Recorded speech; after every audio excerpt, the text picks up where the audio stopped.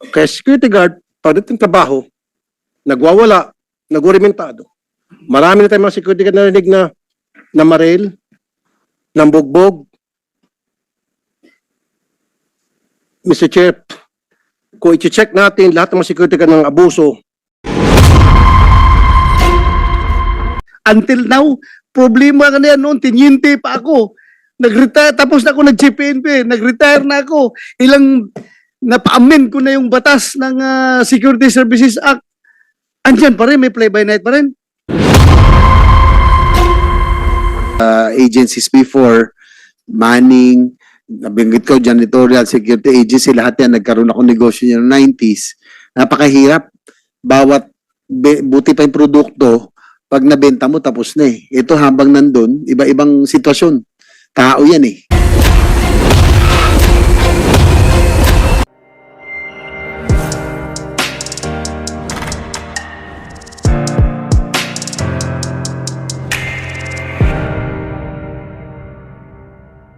Maganda rin na mapakinggan po natin yung kanila pong plight. Dahil ito'y nagbibigay sila ng simpleng aliw at kaligayahan sa ating mga kababayan, lalo na sa mga baryo, no, tuwing piyesta. So maganda rin marinig yung kanila pong plight at yung kanila pong mga concerns. Pero dito po ako, Mr. Chair, dahil puro sa aking resolution na pinail, tungkol puro sa mga nag-viral, no, na mga insidente na concerning the mga security guards. We want to make sure that gaya na banggit nyo, ang security guards ay katulong po natin, no, sa naghanap ng kapayapaan. They can be false multiplier dahil nga hindi naman natin kaya ng police force natin lahat. Dapat po sila'y kasama sa pagpapanatili ng katahimikan sa ating pong bansa. Kaya lang may mga gusto lang din natin masigurado that they are screened, no, before they are given the license. And we're also, Mr. Chair, dahil sila po ay may hawak na firearms, which is dapat mas matindi ang screening process po sa ating mga security guards. Hindi na po bago sa atin na kung ano-anong videos ang lumabas sa nag-viral sa social media. Tunay po na ang katanyagan ay one post away. Sa kasamang palad, mayroon pong mga sumisikat sa nakakahiya at minsan ay illegal pang kadahilanan. Ngunit higit ko pong nakakabahala ay hindi naman po yung prank o masamang biro, kundi yung masamang gawain na nahuli sa CCTV o kaya na-record sa cellphone camera ng mga concerned citizens. Paano lang po kaya kung walang documentation? Hindi na siguro natin malalaman ang iba't ibang insidente ng pang-aabuso ng ilan sa mga taong nabigyan ng kaunting kapangyarihan. Nitong nakaraang taon po ay nasangkot sa iba't ibang kontrobersya ang ilan sa mga security guards. Nag-viral po ang isang insidente sa Cebu IT Park kung saan hinagisan o tinulak na sadya ang metal barrier ng isang security guard ng isang papalapit na motorcycle rider na nagdulot ng pagkakabuwal nito. Kinagugulat po nating lahat ang labis sa paggamit ng puwersa ng security guard. Hindi rin po natin malilimutan ang isang insidente na kinasangkutan ng isang security guard na nahuling naghagis ng isang tuta mula sa isang footbridge. Naging usap-usapan din po ang ilang araw na pangyayaring ito matapos itong mai-upload. No? Kawawa naman po yung bata dahil lang po sa naglalaro po ang mga bata ay inihagis yung kanila pong halagang tuta. Nakakalungkot po na tila may kalituhan sa mga security guards hinggil sa kanilang tungkulin at responsibilidad hindi lamang sa mga establishmento kanilang binabantayan kundi maging sa kanilang kapwa. Hindi po lisensya ang pagiging security guard. Ang uniformeng kanilang suot, ang armas sa kanilang tangan para manakit o magkaroon ng pakiramdam na nakatataas sa iba. Sana po ay mabigyan daan ng pagdinig natin ngayong araw upang mapag-alaman kung paano natin masisiguro na hindi lamang physically kung hindi mentally qualified din ang sino man na nagnanais na pasukin ng hanabuhay na pagiging isang security guard. Nais po natin ipabatid sa lahat ng tao may kapangyarihang otoridad, gaano man kalaki o kaliit, ay mayroong mga hangganan at limitasyon. So maraming salamat po, Mr. Chair. Thank you, Your Honor, Senator J.B. Ercito. I would like to acknowledge the presence of Senator Raffy Tolfo, who will deliver his opening statement in a while. But before we do that, I just would like to inform the body that in as much as Senator J.B. Ercito wants to have a disciplined security guards and security agencies, alam ko rin na napakalakas ito magsuporta pagdating sa security industry. Kaya para hindi rin masaya yung effort namin na pagsuporta para ma-professionalize ang security agency, ang security sector, palagi sinusuportahan namin yan. Kaya kailangan rin naman na may corresponding na share din on your part. Your share that pwede ibigay is to be true to your job, ayusin ang trabaho at ibigay ang totoong serbisyo. So that's it from here. Thank you, Your Honor, Senator JB. I would like to turn over the floor to Senator Rapi Tulfo for his opening statement. Thank you, Mr. Chair, Senator Bato de la Rosa, para sa hearing na ito. And to my colleague, Senator J.B. Ercito. Meron po akong hearing doon sa kabila, pero pumunta ko rito kasi interested din po ako sa gagawin nating hearing na ito. I've been a supporter of the security guards for more than 2 decades. And I'm also a supporter of the motor taxi. Pero yung nangyari po sa Cebu, meron po kasing kwento doon eh. Involved dito dapat ang DOTR, PNP, LGU. Kasi why did I say that? Nung ako po yung mag-imbestiga, napag-alaman ko, of course may kasalanan po yung security guard. Wala tayong question doon.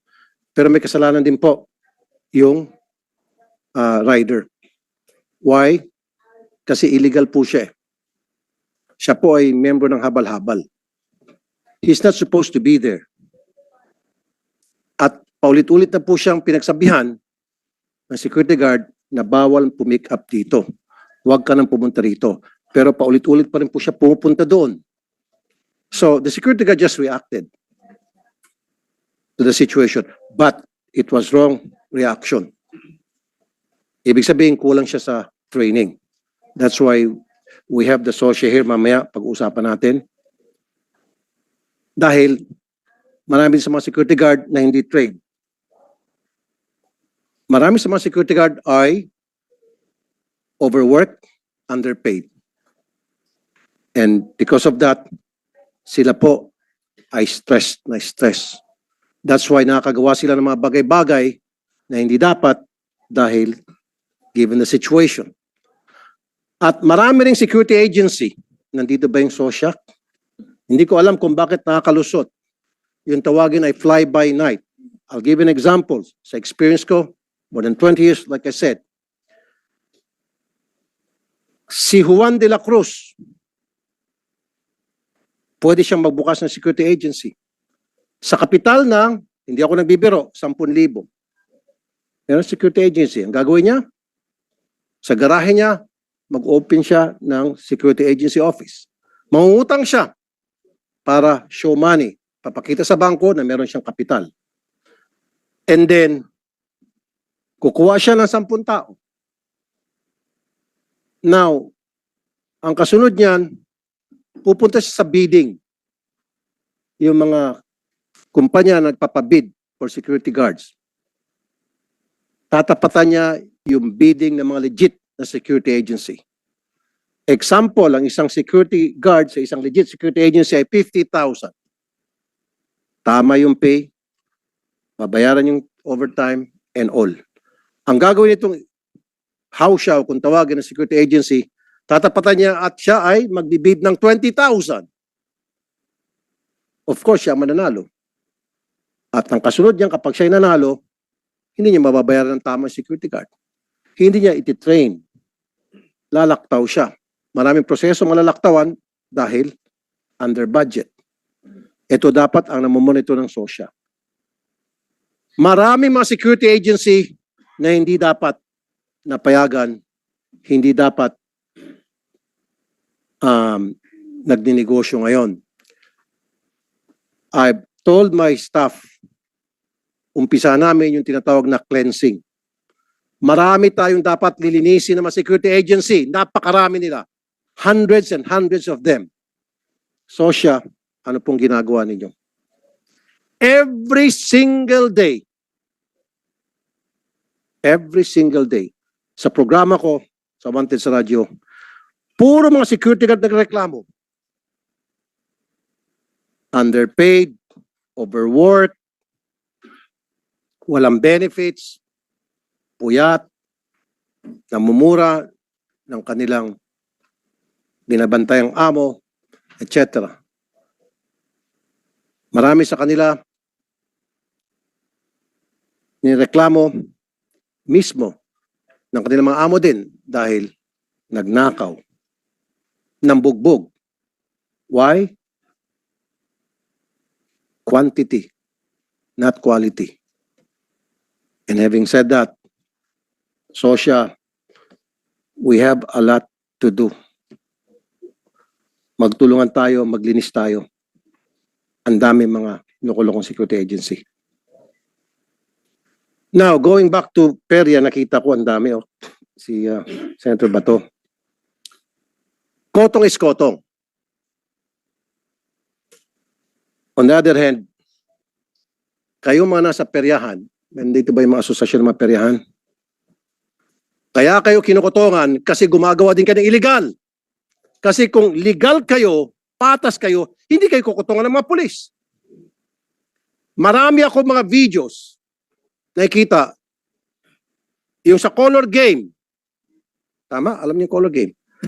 Matang paslit, di pa nga maabot yung mesa, nagtataya. Wala man lang umawat sa inyo. Siyempre, alam ng mga pulis yan.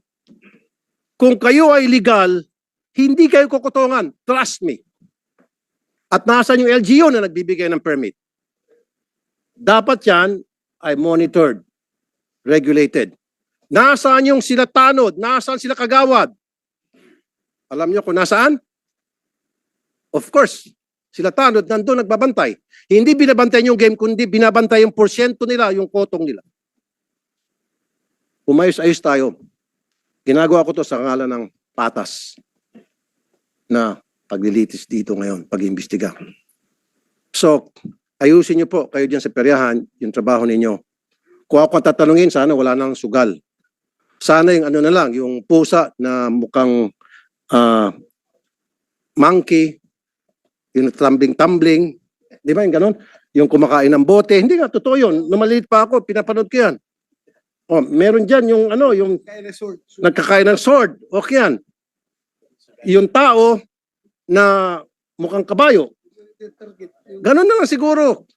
Yung target shooting sa mga bote, tutumba. Huwag na kasi yung color game. Kasi kung alisin yung sugal, believe me, wala na yung pangungutong sa ating mga kapulisan. Hanggat may nakikita silang sugal, kukutongan kayo. Even sa STL, na legal na nga yan, kung tutusin, kinukutongan pa rin. Kasi, nahanapan nila ng butas. Alam nila, nagigirilya yung maya ng STL, kukutongan ng pulis. Pero kung kayo ay patas, walang koto. Yun lang po, Mr. Chair. Maraming salamat po. Thank you, Your Honor, Senator Dolfo, for that enlightening opening statement. From here,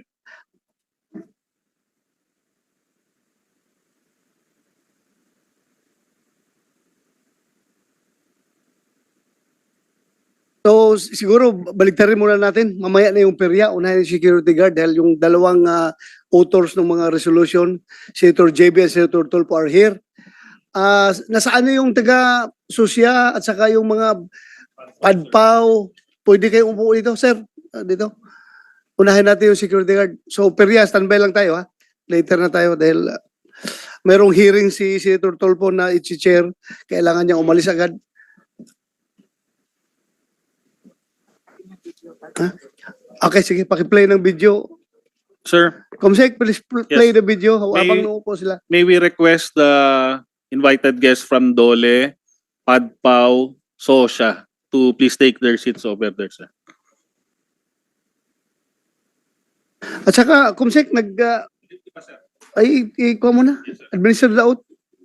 May we request all our guests on who are sitting on the panel right now to stand up, as well as the other invited guests at the back to please stand and take your oath. Please stand. Thank you. Kayo po. Sige, lahat na. Lahat na po, Sabay-sabay sir. na lahat. Mga Sabay na. invited guests sa panel at saka yung sa nasa likod po. Oh, lahat po. Lahat na, pati Para perya. isang ano lang, para isang oath lang po. Please raise your right hand. Do you swear to tell the truth, the whole truth, and nothing but the truth in this public hearing and investigation? Thank you very much. Please take your seats. Thank you, Kumsik. Kumsik, we are going to play that those videos relative to the resolutions that we are tackling right now.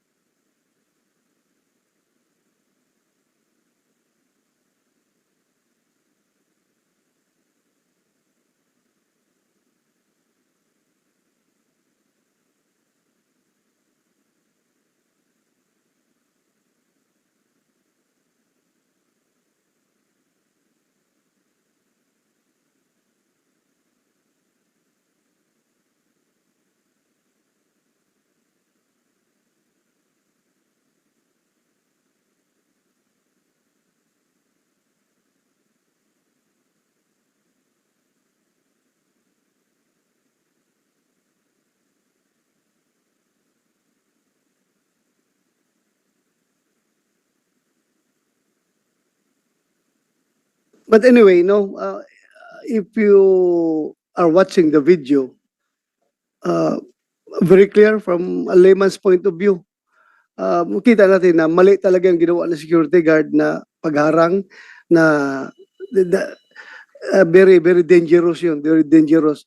Andyan ka para to secure and to make everyone safe sa yung jurisdiction. Pero ikaw pa mismo ang gumawa ng action, isang bagay na ikakalagay sa peligro ng isang motorista. Granting na talagang bawal sila dyan, pero that's wrong. At ito namang reaction naman ng rider na nagpupumiglas kahit nasa harapan na niya, 3-4 na security guards na naka-uniforme, gusto pa rin sumibat, nagpapakita lang rin talaga na walang respeto sa security guard rin yung rider. Very obvious, very obvious. Andiyan napalibutan na siya, nagpupumiglas pa rin na sumibat, kulang sa respeto. Kulang sa respeto. But anyway, lahat sila may pagkakamali. Kaya andito tayo ngayon para mapag-usapan. Susya, ano nangyari sa kaso na ito? Good morning, Mr. Chair. Colonel Sanggalang po, officer in charge of SOSIA. Sir, we have this report coming from the RCSU 7. Actually, the case being handled by Regional Civil Security Unit 7 in Cebu, sir.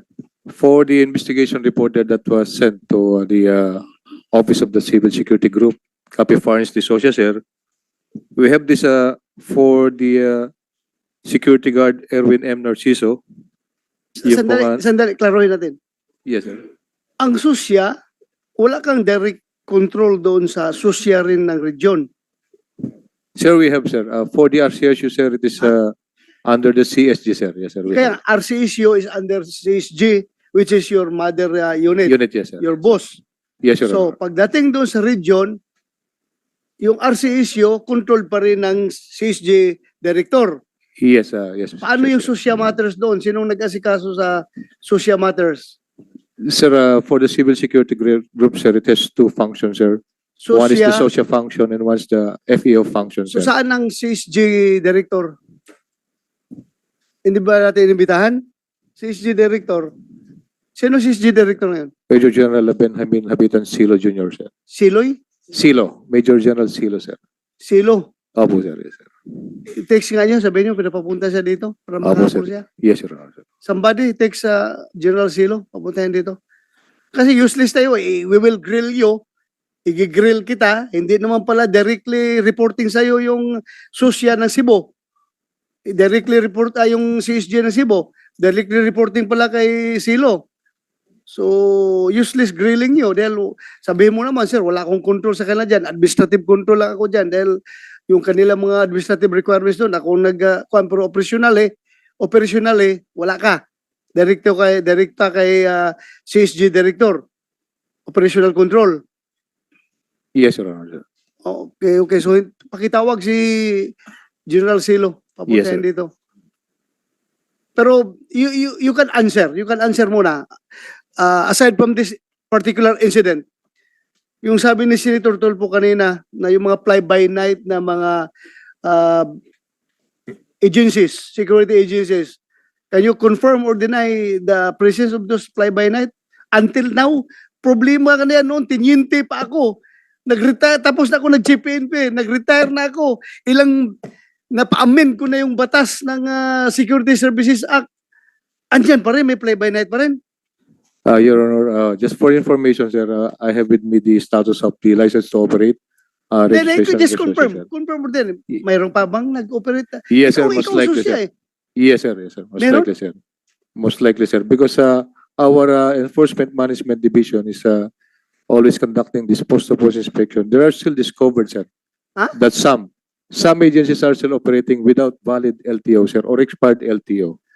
Kaya nga, bakit nyo pinababayaan yan? Sir, we have our RCSUs again, sir.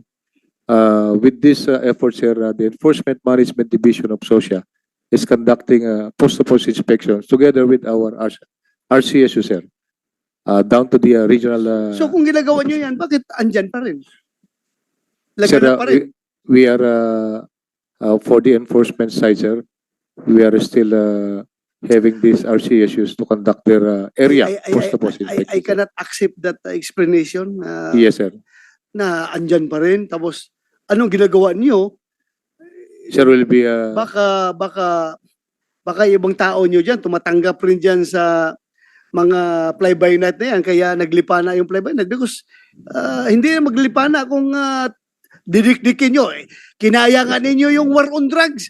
Inupakan nga inyo lahat ng mga drug personalities. Tapos yan pang sosya na yung security agency na may semblance of legality naman yan sila dahil nga established naman yung kanilang opisina. Bakit hindi nyo nakaya yan? Ilang years ka na dyan sa sosya? Sir, for the OIC, sir, 2 weeks, sir. 2 weeks. For the assistant chief, sir, I am 7 months, sir. 7 months. Yes, sir. You better call your boss, Yes, Your General Honor. Silo. Yes, sir. Pero, kaya mong susya. Ikaw Yes, sir. nag-control, bago mapupunta yung papel nila doon kay General Silo sa CSG, dadaan sa'yo, di ba? Yes, Your Honor. So, ngayon, fly-by-night, anong gawin mo nga? Sige nga. Anong Sir, we'll gawin be mo nga? intensifying our enforcement operations, sir, against this fly-by-night.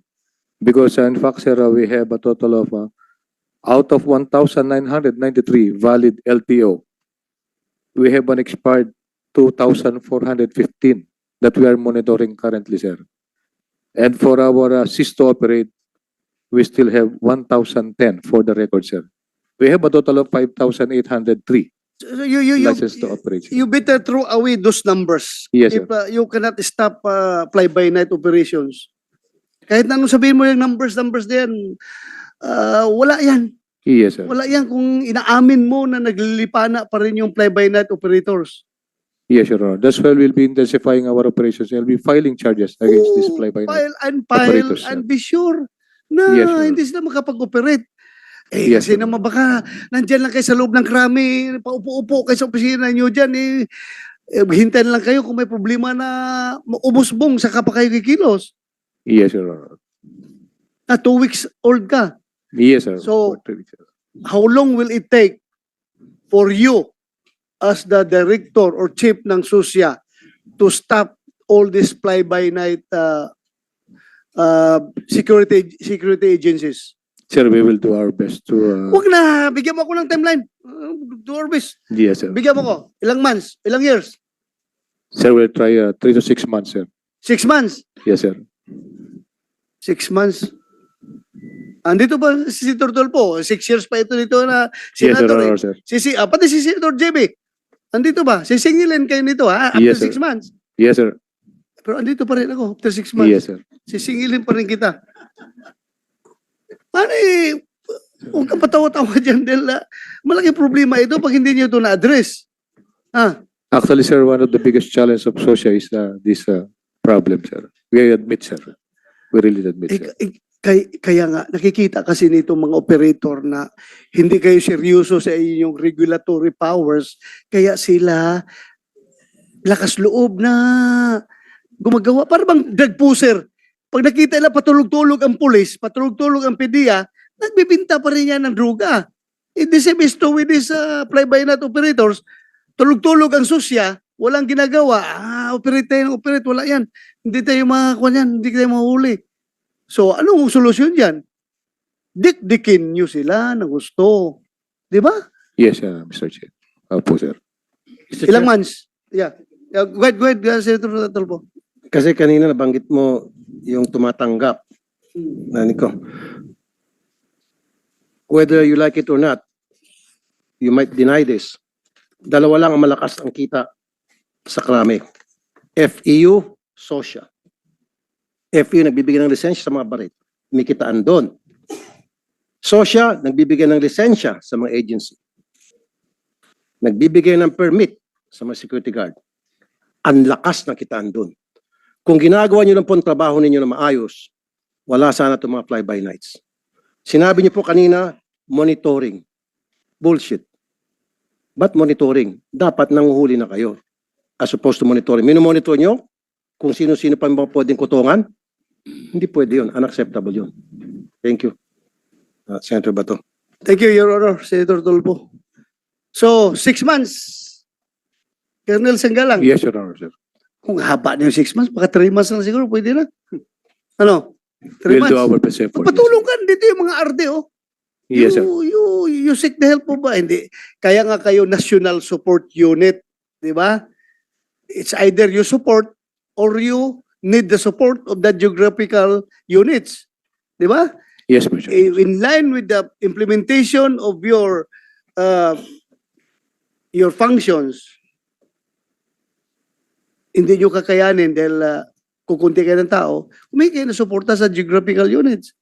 Ay kayo rin naman kasi ayaw nyo magpatulong dahil gusto nyo suluhin lang yung kung anong grasya meron dyan sa susya. Sabi nyo, makihati pa tayo sa mga grasya dito, itong mga taga-region. At tayo lang magtrabaho nito. Pumunta kayo sa region, sa RD. Patulong kayo. Sir, tulungan nyo kami dito. Ang region mo, marami dyan. Patulong kayo sa ARTO. Mamonitor ng ARTO yan eh. Alam ng ARTO kung sino yung mga fly-by-night dyan, operators. Yes, sir. Di ba? Yes, sir. Oh, so from 6 months, I'm giving you 3 months. After 3 months, mag-hearing tayo dito. Yes, sir. Pag may monitor pa si Senator Tulfo na fly-by-night operators, managot ka sa amin. Yes, Is sir. that clear? Ganun lang ha, 3 months. Yes, sir. So humingi ka ng tulong sa lahat. Lahat ng, pati NBI, andito yung NBI, alam ng NBI kung sino yung mga nag-operate sa region ng mga fly-by-night security agencies.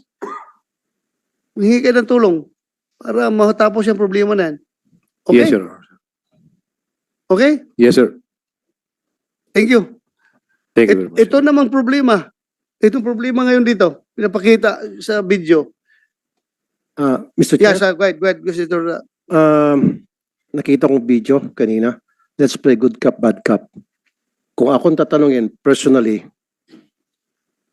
walang kasalanan doon security guard. Sorry kasi sabi kanina may kasalanan security guard. Nakita kong video.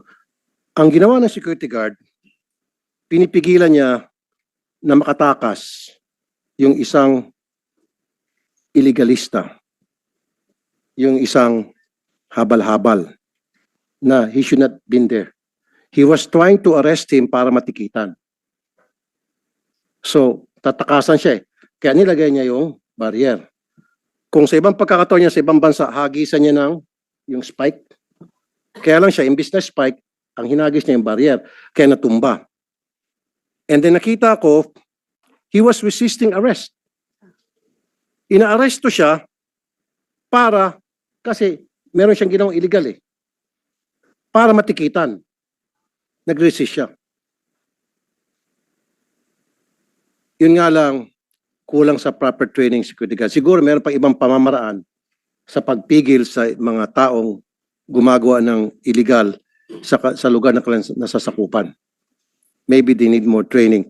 And going back dun sa, Mr. Chair, sabi kanina, firearms and explosive unit, pinakamalakas na kitaan dyan sa Kamkrame. Totoo yan. Alam mo yan, Chief. Ang sumunod, SOSYA. Hindi nila huliin yan, Chief. Dilinisin ni Colonel. Ba't nilinisin yung tabakuhan nila? E di wala na silang makukutongan. Hindi, On the other hand, bigyan natin ng 3 months. Bigyan natin Exactly, ng 3 months. 3 months. Benefit of the doubt. Niniwala pa rin ako dito eh. Naka-uniforme ito eh. May tsapa ito eh. Alam kong pag sinabi mo, you have your word, di ba? So gawin nyo. Pero tama yung Mr. Chair, sinabi mo, let's involve the NBI. Yes. Kasi yung NBI, magaling pagdating sa investigasyon, magaling sa pagtitik-tik, magaling sa intelligence. I think let's stop the NBI. Tama yung nandito yung NBI. Kayo dyan sa PNP, sorry nakakahiya po kayo. More than 2 decades na yung programa ko, every single day may mga security guard nagreklamo. Malaman lamang ko yung ugat ng reklamo, house show. Alam niyo po yung house show, di ba? Yung pong security agency. Napayagan yung magbukas, nabigyan yung lisensya, nabigyan yung permit, yung pala walang kakayahan na magpatakbo ng security agency. In some cases, totally wala talagang permit, wala talagang lisensya. But you turn a blind eye kasi binabalik-balikan nyo yung security agency para hingan. It's about time. Marami sa mga security guard natin nagwawala, nagwarimentado. Alam niyo na, overwork. Security guard for the information of everybody here. Kayo ba nakarinig na ng security guard na nagtatrabaho ng 20 hours a day straight, walang day off? Monitor niyo ba yun? 20 hours a day, walang day off. At ang bayad, below minimum. Sino hindi mag-orimentado? Pagod na pagod. Pag-uwi ng bahay, dadakdakan ni Mrs. Akala siguro, ng babae o binulsa. Ng busa, ng gupit, ng sweldo. Kaya security guard, pagdating trabaho, nagwawala, nag-orimentado. Marami na tayong mga security guard narinig na marel, ng bugbog. Mr. Chair, kung i-check natin lahat ng mga security guard ng abuso, malaking porsyento sa kanila, of course, I don't condone pang-abuso. Pero ang ugat ng pang-abuso na marami sa kanila because they're walang training and then they are stressed, overworked, and underpaid. Pero kung they are well trained, of course, siyempre pag well trained ka, dapat well paid. And then nabigyan sila ng tamang benepisyo, tamang oras trabaho. I think I'll say 99% of them hindi na mga abuso. Alam niyo yung Sosya, di ba? And you agree, Colonel Manuel Espejo? Let's do our job. Please. Hindi lamang para sa mga security guard sa kanilang mga pamilya, para na rin sa taong bayan. Because the security guard, they're force multiplier. Nakakatulong sila sa peace and order na natin. Pag meron dyan naglalakad na tao at tingin niya nasa panganib siya, tatakbo security guard, magpapatulong. Mama security guard, pakatulungan mo kami. Eto pa. Marami ako alam na security guard. Ewan ko, monitor dito ng social. Taga-park, taga-linis, taga-palengke, taga-sagot ng telepono. Ang dami pang trabaho sa sweldong kakarampot. Dapat monitor niyo po yun. Although, nandito naman Dole, pero dapat kayo sa sosya, mas pinakikinggan kayo, mas kinakatakutan kayo. Sorry sa Dole, we have Dole here. Sa totoo lang, yung mga security agency, pag sinabing Dole, gagano'n sila. Hindi sila takot sa Dole. Totoo yan, sa experience ko. Pero pag sa sosya, takot na takot sila. Kaya sosya, do your job. How many security guards do we have? Ang tanong ko. In the Philippines, in our country, total. Is it 100,000, 200? 700? 700,000. Hindi pa kasama dyan yung mga illegal house show ng mga agency. Sa fly-by night kasama na? Mga fly-by-night hindi ko kasama. So, ang kasama ang fly-by night, 1 milyon. Opo. Maaari po. See? It's about time. Let's do some cleansing. Sabi ni Chief, 3 months. Sige sana. I'll support you. Kung anong kailangan, just let us know. I'll support totally. Yes, Your Honor. Kasi alam natin, di ba? May mga security guards na ng abuso. Pero kunti lang yan. The greater... Ako, just to be frank about it, no? Nakikita ko ngayon mo security guard ba? Kay uniforme ng puti. Tapos, pinipilit nila na labhan palagi yung uniforme nila araw-araw para hindi madumi tingnan sa mga tao. Tapos magkano ang sabon? Titingnan lang nyo ha, kukwintahin nyo. Kwintahin ninyo yung paglaba at pagplansa ng kanilang uniforme. Ikumpara nyo sa sweldo nila. Talagang hindi ka abutin. Thank you. Salamat. Salamat, Senator Tulfo. So, mas marami sa kanilang naabuso.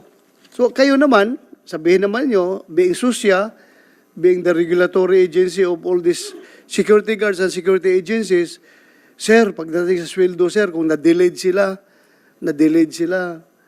beyond na yan sa aming trabaho, sir, dahil dole problem niyan, sir, labor problem niyan yung pasweldo nila. Hindi ba nyo minimonitor yan? Kaya nasisiraan ng bait yung ibang security guard dahil yung ilang buwan na, hindi pa rin sinusulduhan ng kanilang agency?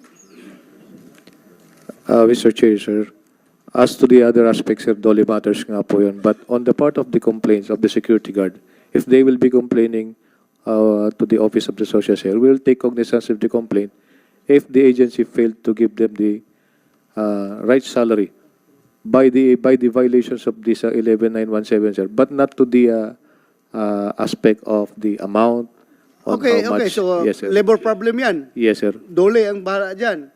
Ito naman pagdating sa yung security guard who is doing jobs that are beyond his job description.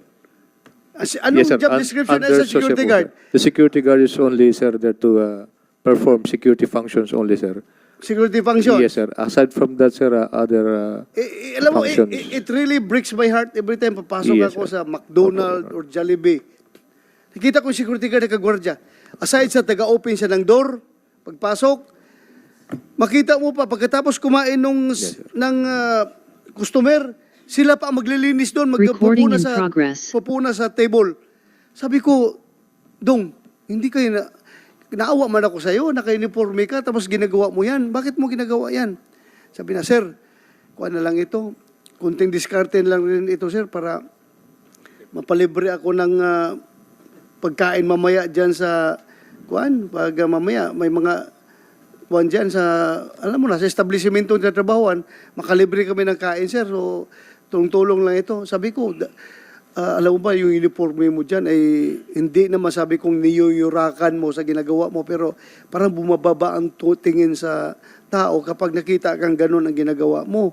Kaya, to be fair with your uniform, siguro, iwasan mo lang yan. Diskarte ka lang kung makahingi ka ng pagkain mamaya. Pero yung ganun, nagpupunas ka dyan, minsan nagmamap ka pa dyan, pangit, hindi maganda. So, yan ba, covered dyan sa supervisory power nyo? Yes, Your Honor, sir. In fact, sir, we reiterated and we issued memorandum circular in line with that, sir, that we reminded our PSAs and our PSPs that our security guard will only perform security functions, no more, no less. And we identified this, as you mentioned, sir, na bawal po sila sa maging parking attendants, maging errand boys, o maging tagapunas. So, if it is, sige pa rin, nangyayari pa rin yan ngayon, kulang kayo sa follow-up. Follow-upin ninyo. Opo, sir. Yes, sir. Send kayo ng teams doon na nagbo-monitor at hindi naman manghuli, kundi spot check ba? Yes, Your Honor. Kasi sabi ng security guard, illegal pala itong pupunas ka ng table, bakit pa ako hulihin? Di ba? Administratively, you remind them that it is their administrative duty to not to do it. Yes, sir. Ha? Sabihin nyo, kasi para hindi bababa yung security guard, ang tingin nila. Senator JB, you want to say something? Yes, Mr. Chair. Going back doon sa concern nyo kanina, yung tungkol po ron sa fly-by-night agencies, no? I think dapat i-prioritize nyo po yun ngayon, Colonel, no? Because, these are not ordinary agency, buti kung manning agency nito, janitorial. These are security agencies. These are armed people. No, lalo ngayon, hindi natin alam. Pag may political instability, hindi natin, malay mo, in the guise of fly-by-night agencies, mga ano pala to, destabilizers, di ba? Hindi natin malaman because that should be a cause for concern for our Philippine National Police. Nakakabahala din na kanina sabi ni Colonel Espejo ba, sa 700,000 ang security guards all over the country at nung tinanong ni Senator Tulfo kung ilang kasama yung fly-by-night, baka umabot ng 1 million. So, 200,000 ang illegal na fly-by-night. Mr. Chair, para kasi dami na napuwersa ng PNP yun. More than pa? Ha? Sa tingin Mas ko. marami pa. More Di ba than ilang pa? mga PNP? 180,000. Mas marami pa yun. More than pa. More than pa. Kung 700 siguro, ako conservative estimate ko, baka nasa mga 400 to 500 pa yung mga fly-by-night all over the Philippines, ha, kung pag-usapan natin. So mga 1.2, 1.3 something yan, lahat-lahat. That's why, Mr. Chair, I support your call na dapat there should be a crackdown. Kasi ano to these are armed people. And illegal at that. Di ba? So, kailangan talaga, and especially in this day and in this time, dapat yung peace and order, political and economic stability, importante po yun na talagang dapat i-prioritize ng SOSYA. Now, going back, Mr. Chair, if you may, dun po sa video, kasi po ko isang rider kaya po talagang, although illegal talaga, sabihin na nating habal-habal, Mr. Chair, illegal na hindi siya dapat kumukuha ng pasahero, pero yung manner of which the security guard, medyo parang attempted para sa akin kasi pwede maging fatal yun di ba? Si Sen Bato, our chair, is also a rider. That could have been a fatal action on the security guard na yung bakal mismo hinarang sa rider. So ang sa akin lang, yung mga security agency, tama po si Senator Tulfo, dapat nabibit na maayos, may training na maayos. Pag mga ganun, that's medyo hindi na sa tamang pag-iisip yun, di ba? That could have been fatal, no? Kasi bakal yun Tanong ko lang po, ano nang nangyari sa kaso? Do you have any updates man lang, Colonel Sanggalang?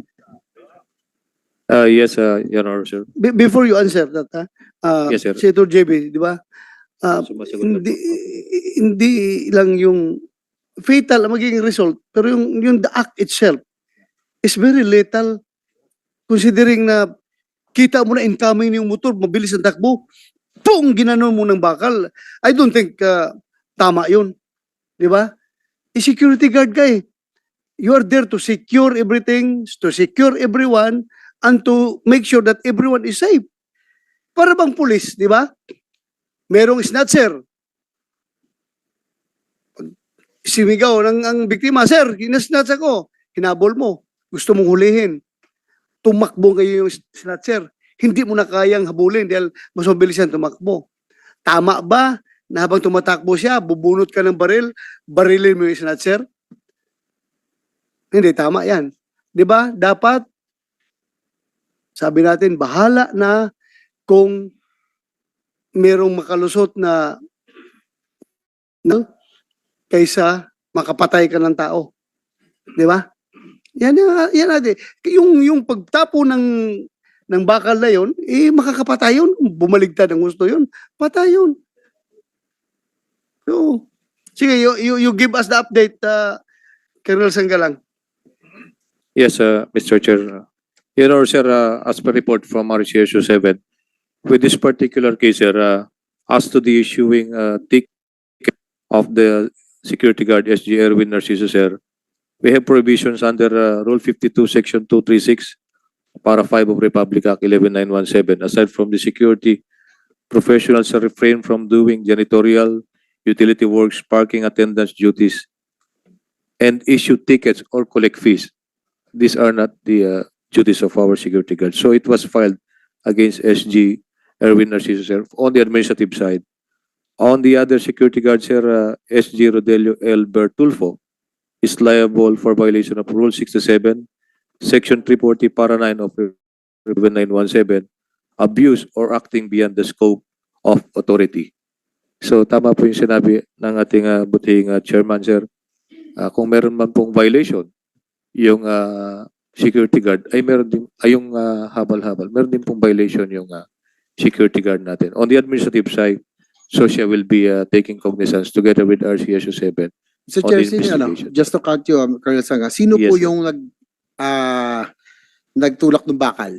Si Narciso o si Bertulfo? Bertulfo po ang lumilitaw dito, sir. Ano po nangyari sa kanya? Was he charged? Or, Yes, sir, administratively. On the side of the RCSU 7 through the SOSIA, sir. is Yes, he sir. still, yung lisensya niya? Yes, sir. Was it revoked? The recommendation is, firstly, sir, the license was temporarily confiscated by RCSU 7, and they're recommending for the suspension of the licenses of both security guards.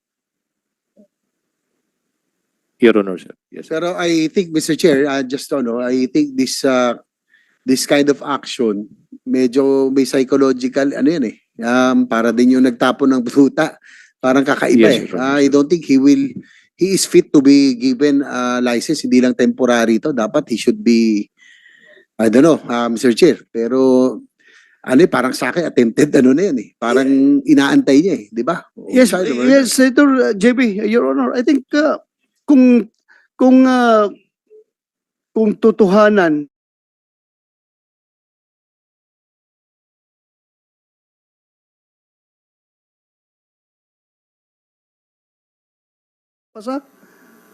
lalabas at lalabas yun yung criminal tendency mo, yung tendency mo to commit violence.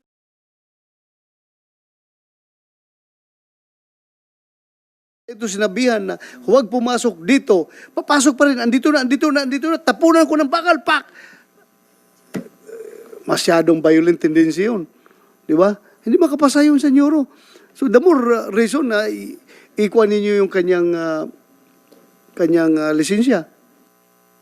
I think, Mr. Chair, tama kayo. Dapat ma-blacklist na ito because that endangers a life already. Tama kayo Dapat ang security guard is there to protect. Diba? Lives. Not to endanger. Ito, obviously, it was, mali at mali yung habal-habal, illegal, pero parang there was an attempt already to kill naintindihan namin ni Sen Bato kasi kami rider, yung that action alone could have been fatal. Pwede mamatay, bakal yun. Diba? So, can you update us siguro on what has happened to the case? Diba? Because we do not want persons like this to be given arms na may anger management na yan Mr. Chair, di ba? Parang hindi na siya marunong, nasa tamang pag-iisip.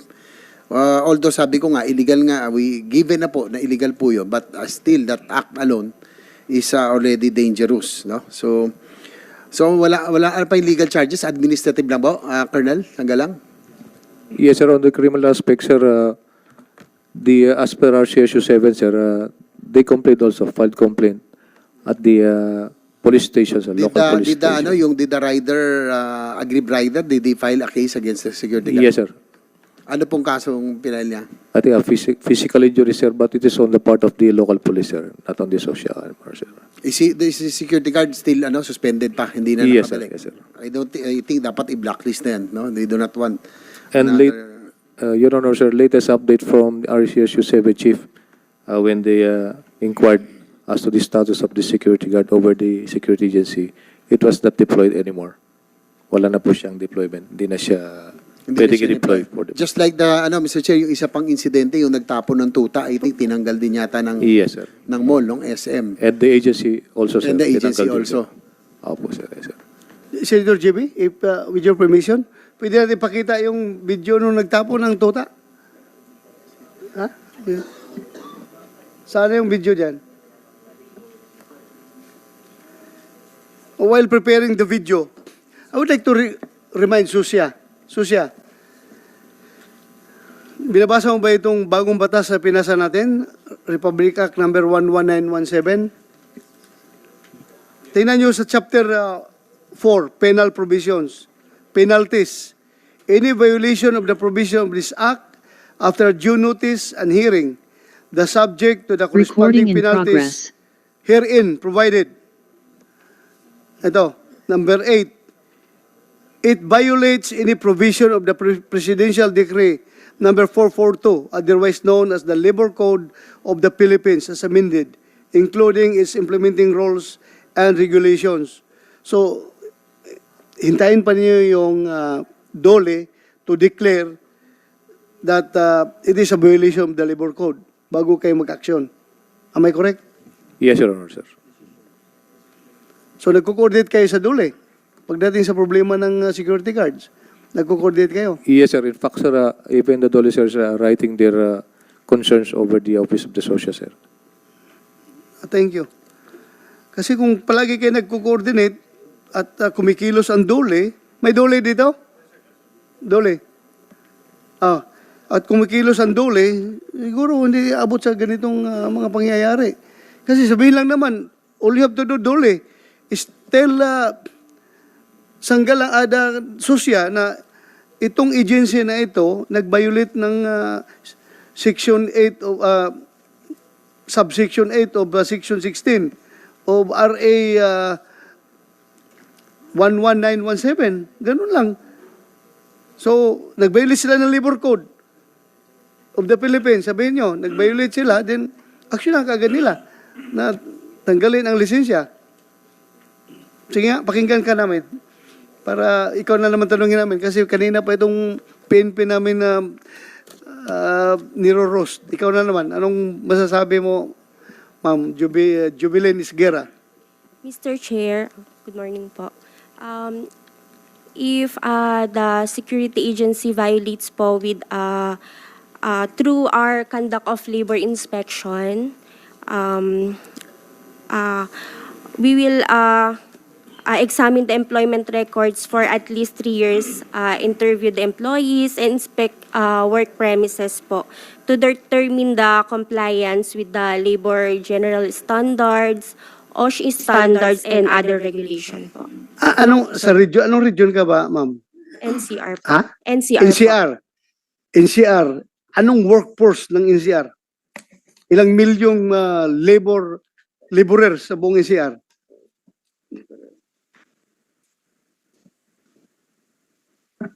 Estimate lang. Kung wala kang numbers dyan, gaano kadami? Siguro ilang milyon. Ano? Napakalaki ng labor force ng NCR. Next question na lang. Ilan kayo dyan sa regional office ninyo ng DOLE na tasked to inspect the workplaces of these companies or whatever? Ilan kayo na nag-inspeksyon sa buong region NCR? NCR po is 33 po. 33. Mukhang kulang yan. Grabe na kalaki ng labor force. Paano nyo magampanan yung trabaho ninyo kung 33 lang kayo nag-inspeksyon buong Metro Manila? Kaya na sabihin mong Quezon City lang, hindi kaya ng 33 katao yan. Yung whole year round na inspection, hindi kaya. Hindi kaya. So you recommend, Mrs. Guerra, you recommend to your RD na magdagdag din ng tao. Yes po, Chair. Ha? Noted po. Thank you. Yun nga, itong sinabi ni RD, sana si Lucas.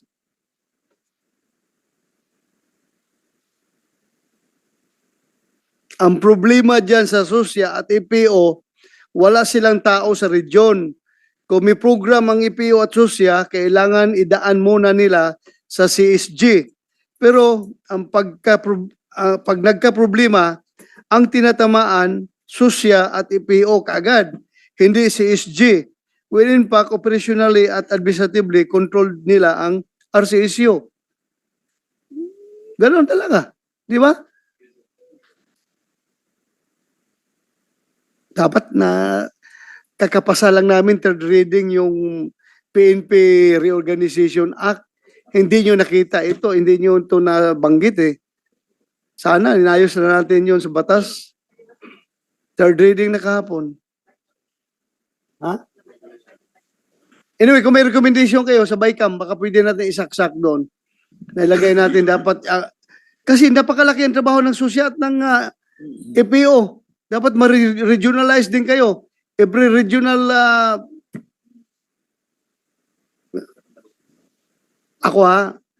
dapat tanggalin na yung CSG. Oh, tanggalin ang CSG, SUSYA na lang at saka EPO para may sarili silang command line doon sa regions, pababa. Kasi umbrella organization lang ang CSG. Bakit hindi natin nakita yan, Joe? Mahabol pa natin sa amendment? Ha? Equal natin yan? You report to plans. Ikaw, SUSYA. Sinong kung nito, EPO? Walang EPO. Sabihin mo kayong dalawa, SUSYA at saka EPO, you report to plans until plans to provide me with your proposal. Sabihin nyo, 1 star na bang EPO ngayon? 1 star. 1 star din ang... Supposed to be.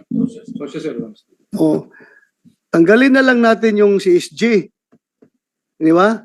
Tanggalin natin CSG, SUSYA at saka EPO na lang. Direkta to the PNP. Wala nang CSG dahil another layer of command yan na wala naman. Ang trabaho naman nasa EPO at saka sa SUSYA eh.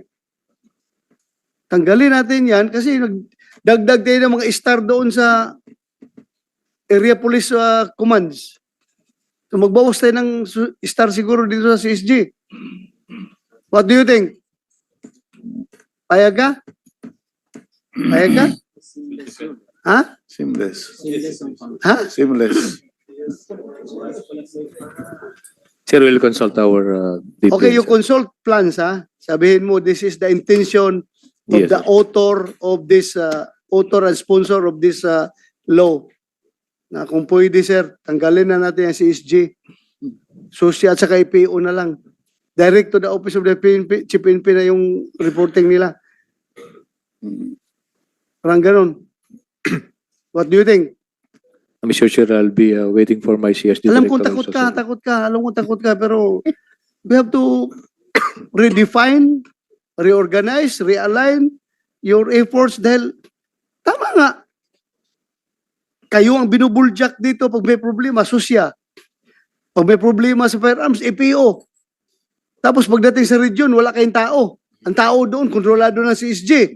Ay, very unsound organizational structure. Tabingi, hindi nga ma-justify. Mahirap justify. Problemahin mo yung region. Wala ka naman tao doon. Pero, trabaho mo ang security guards and agencies. Tapos Yes, wala kang tao doon. Tapos ang daming security guard doon sa region. Ayusin natin yan. Okay? Yes, Mr. Chairman, sir. Colonel Espio, sir, you want to say something? Yes, Mr. Chair. May comment lang ako, nakakaawa ang SUSYA at saka FEO. These are the only two regulatory bodies within the PNP. They are mandated by law to perform that job, specific job. Ngayon, napapansin namin na in the industry, walang permanent position dito sa dalawang regulatory body dito. And this adds up to the confusion. 3 months, 2 months lang ang magiging social chief at saka firearm chief. What can they do? Para nagbisita lang sila sa isang opisina and then they'll just go around and wait for their retirement. Well, anyway, sir, alam mo natin yan na Matagal po ang normal yan sa organization na very dynamic yung changes. But as long as all the systems are in place, all the Yeah. policies are in place, regardless of who are the people manning the position, masusunod yan. Kaya nga, pagandahin natin yung pulisiya para dyan, para kahit sinong umupo, 1 month, 2 months, 3 months, 1 year, 2 years, walang problema, tumatakbo ang opisina. So, hindi natin problemahin yung changing of the guards dahil you can never stop that really because of the demands of the PNP.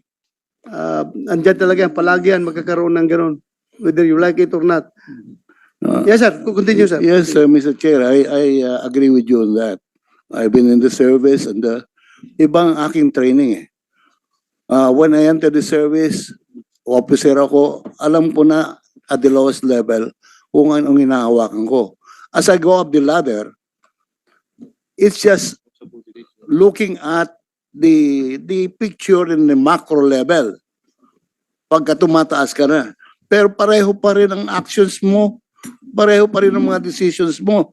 But in a regulatory body, it's different. There should be continuity. Continuity of policies, sir. Siguro. Yes, that is true po. Yeah. Not continuity of people. Hindi po pwedeng hindi mapalitan yung tao dyan. Mapapalitan po. Yes. Mapapalitan pero there should be a tenure. Ang learning curve napaka-steep ho for the new commander. Likewise, anybody for that matter, even the lowest ranking NCO, PNCO, will always undergo that. They will undergo that learning process. Pag napalitan ang commander, tanggal na rin yung mga tao doon. Ang sinong mga naiiwan? Walang continuity. I would recommend, Your Honor, that these two agencies of the PNP should have permanent positions katulad ng IAS. Matagal ang IAS.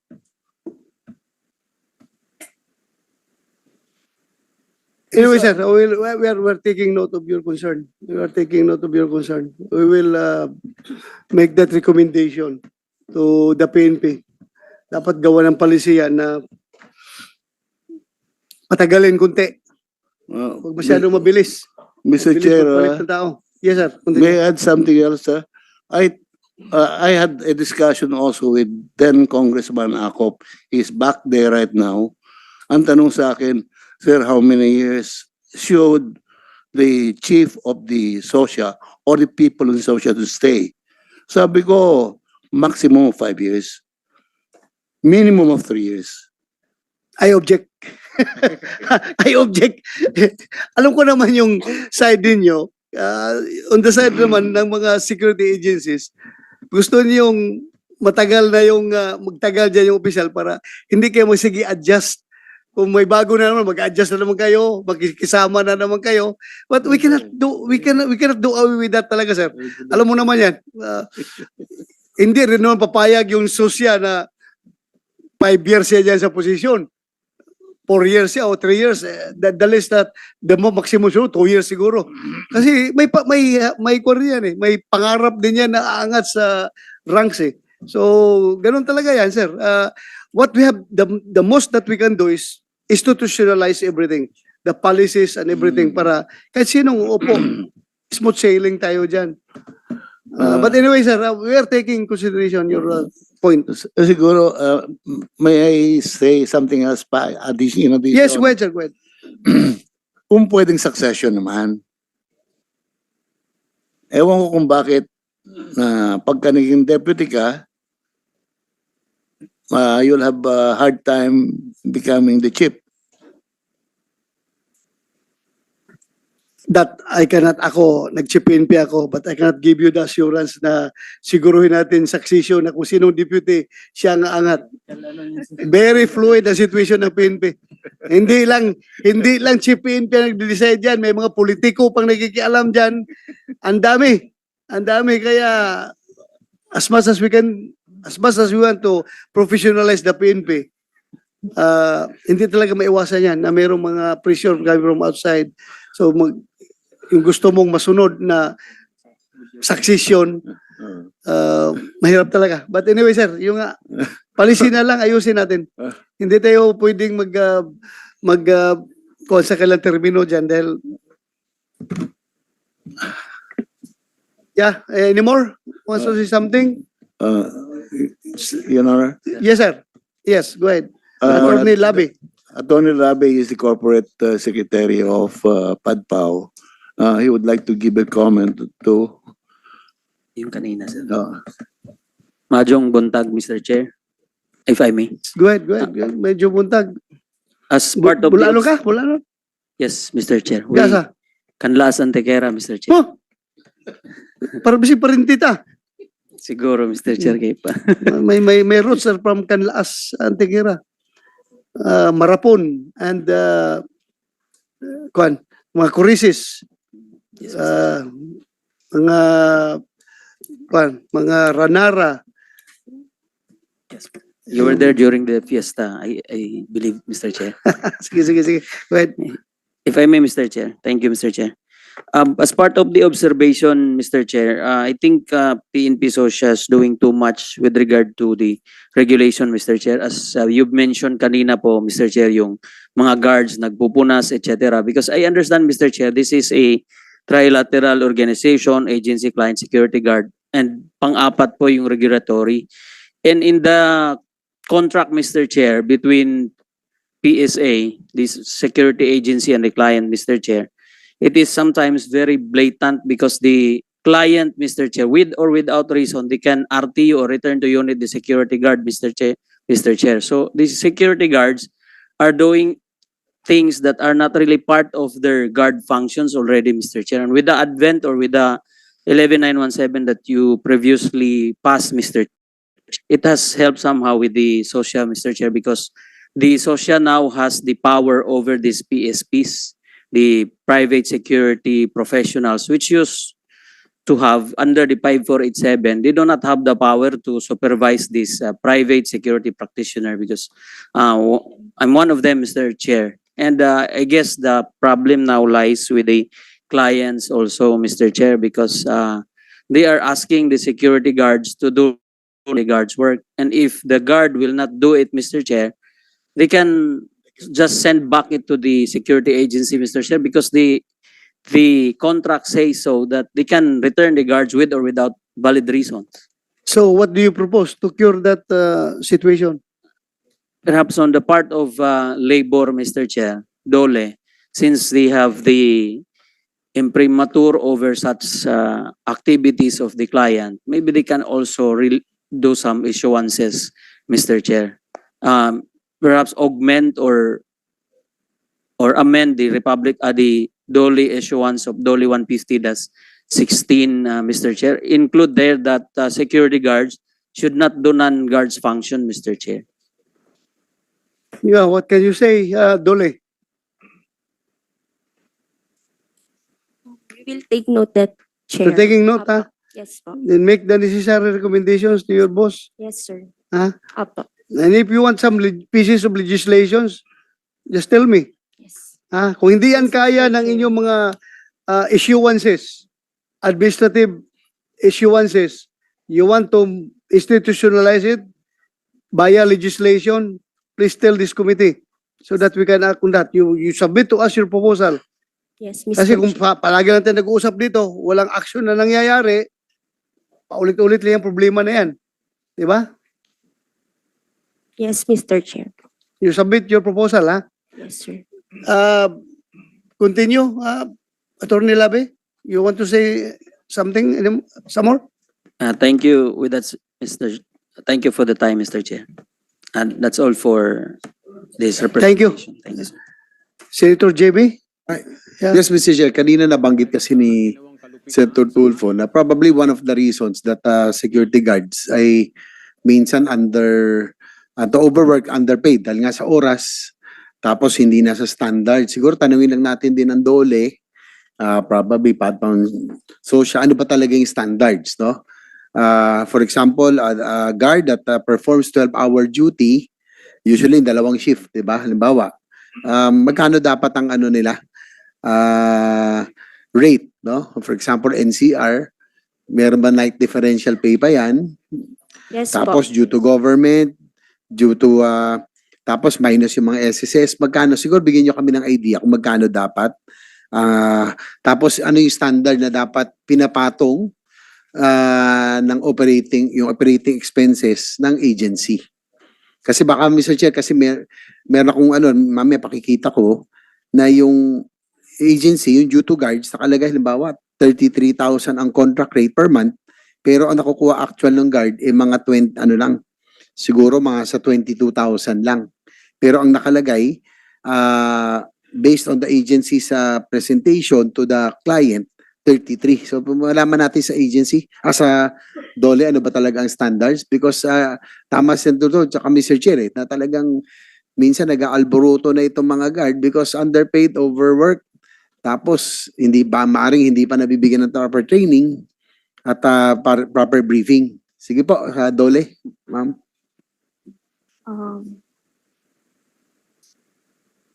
The minimum wage of the security guard, sir, is 610. Then Klaro, klaro. the minimum wage po 610 in Security NCR. guard? Apo. A day. A day, sir. A day. 8 hours. Excess of Ilang hours? 8 hours po. 8 hours. Apo. In excess po,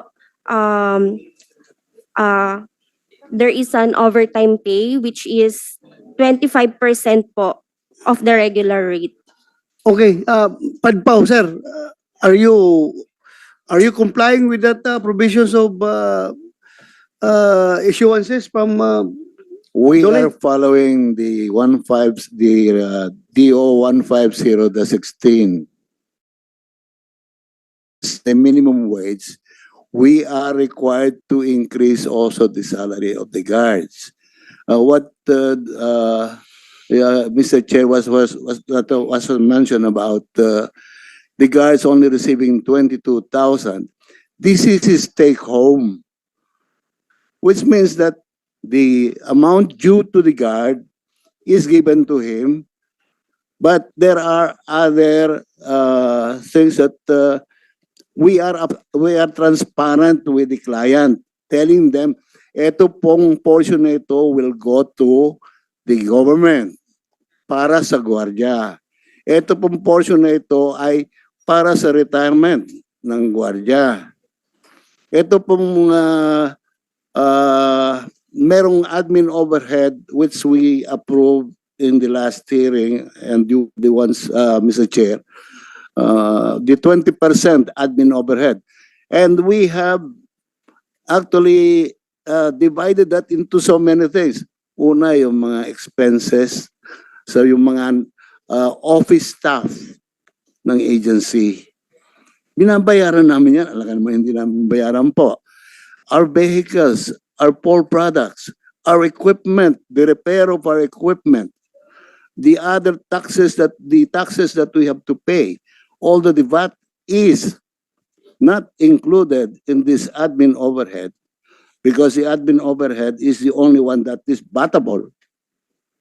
But the salary of the guard is non-battable, and that what is due to the guard, to the government, is also non-battable. So yung portion ng 20%, yung only 15 to 17% of the gross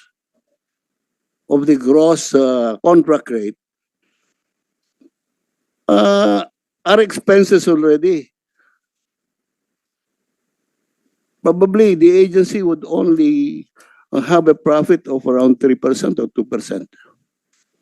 Ganun lang kababa Yes, sir. ang income. Ganito, sir. Meaning, yung 600, magkano yung a day, ma'am? 600, 610. 610 minimum. 610 a day, Yes. uh, Plus Twin- 25% overtime. yung sa, walang overtime lang, sir. Walang overtime. Okay. 20% of that papunta sa agency. Meron pa hong due to the government, like Pag-ibig, PhilHealth, and SSS. Yung nga, kasama na yan sa 20%. Yes po. So, 80% of the 610 take Goes to home. expenses. Take home na niya yan. Yes, opo. Take home niya. 80% of the 610 Mhm. take home niya yan. Yep. Bawasan ng 20%. Yung Para, 20% over and above doon sa contract rate, which is due to the guard and the government. When I say due to the guard and the government, salary niya, all his benefits like overtime, night differential, 5 days incentive, and his retirement pension, okay. andun ang lahat ho yun. Okay. Thank you, sir. Thank you. Senator Jimmy, you want to add? Just to clarify, gusto rin naman malaman na kung talagang ito yung standard because we want to make sure also, Mr. Chair, na talagang the guards are well compensated and nandun sa standard, no? Kasi tanong ko lang dito, doon po yun sa naka-flash, yung due to the guard, yung 33,000, dapat sa kanya ba yon o kasama na yung due to the guard and go? Kasi magkaiba yung due to the guards and government, 37,000, meaning kasama siguro SSS, PhilHealth, Kasama po. di ho ba? Kasama Doon sa po yun. 37,000. So dapat 37,000. yung 33,000 sa guard lang yon. Tama ba? Hindi po. Pati sa government to. Included ho yun doon. Oh, sige. Sige, attorney, pakiano lang. Sir. Gusto na naman, ano, of Thank you, course, you sir. want to be enlightened. Thank you for that, sir. The 33,000, sir, it's presupposes that the guards rate for the entire month, sir, but be reminded that of course the security guard, sir, has day off, non-work, no work, no pay po sila, sir. In a given month, sir, maximum of 26 days at 26 days na nagjo-duty po sila. So meaning to say in CR, sir, 12 hours duty, almost 1,000 pesos per day, 12 hours duty, so around 998 pesos, sir. So with that 26,000, sir, less po yung mga government remittances on the part of the employee, sir, which is the security guard. Tama po kayo, sir, nasa 22,000 na po yung average na income ng security guard, sir. No, we understand. Kasi meron din akong, at some point in my life, nagkaroon din ako ng agency, no? Hindi security, janitorial, pati manning agency. We understand that there's really an yung operating expense mga 20% sa overhead, ganun. Pero we just want to make sure, kasi iba to, Mr. Chair, because we want to make sure that the guards are compensated properly. Kasi nga, Yes, sir. iba itong binibenta na to, armed ito eh. Dapat psychologically, lahat po ay they will get what is due to them. No? So tama po yun, yung rate na halimbawa 22,000 yung take home nila, Yes, sir. pero 40,000 yung rate. Oh, more than po, sir. for the month. I think, sir, more than, because if we are, if I may, sir, may I continue, Mr. Chair? If we are going to look at the standard contract, sir, of 20%, looking at 12 hours daily work of a security guard, sir, maabot na po siya, sir, ng mga 47 to 48,000 yung daily contract, sir. For the night shift, sir, because of the night, the differential, maabot po siya ng 49,000, sir. But lahat po ng for the guard and the government remittances, sir, umaabot na po yun ng 38,000. Hindi na po siya 33,000 as flashed on the So yung screen. yung cost halos lahat, yung sinisingil, yung monthly yung contract about 40,000 pero about maabot ng 37,000 na, including the salary, yung what's due to government, SSS, lahat na. 13 Ganun din, monthly. halos doble, no? Yes, Mr. Chair, you're right. They just want to make sure that at least mabigay sa gwardiya talaga yung dapat sa kanila to prevent itong mga kinikwento ni Senator Tulfo, baka nag-alboroto kasi nga baka underpaid and overworked. Yes, sir. Yeah, Senator JB, Your Honor, I think the issue here is not really on the amount kung magkano mababa ba siya o mababa dahil marami naman sila nagbabantay ngayon dyan sa standardization ng pay. Marami sila nagbabantay. Yung gwardiya mismo magreklamo yan kung masyadong mababa. Ang problema dyan is yung ang tagal magsweldo. Yun ang problema talaga kay nag-alboroto. Katagal magsweldo. Abutin ng tag-ilang buwan bago magsweldo. Kaya nagwawala yung mga gwardiya. Tanungin mo naman yung mga agency, ang reklamo naman nila, yung aming sir, yung aming client, ang tagal magbayad. Meron pang nagreklamo, sir, yung SM, katagal magbayad. Yung ano pa yung mga dyan, mga establishmento, tagal magbayad. Kaya yung aming mga gwardiya, nag-alburuto na.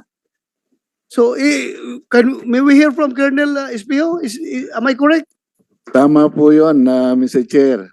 Pero with the 150-16, and I appreciate very much the action of Dole on this, na nakarry rin po natin dito sa 11917, sa section 9 of 917. Pati yung admin overhead, pati yung salaries should be up to the standard. With the 150-16, meron liability na rin dapat ang client. And this is where Dole should come into the picture. Meron silang SENA wherein the guard can implead even the client. Solidary liability. Ibig sabihin, hindi nagbabayad ng on time. Meron kayong meron advisory number 15 ang Dole, which states na dapat bayaran ng tama as per contract rate. And it should be on time. And in any case, that there are increases in the minimum wage of the guards or adjustment in the rates of the guard, there is an automatic crediting system that has to be followed. Automatic dapat na babayaran kaagad ng client yung what is due to the guard or the gross contract rate, which includes the government, what is due to the government. Ayun ang dapat ang gagawin. Yung admin overhead, maaari ma-tolerate pa ng agency.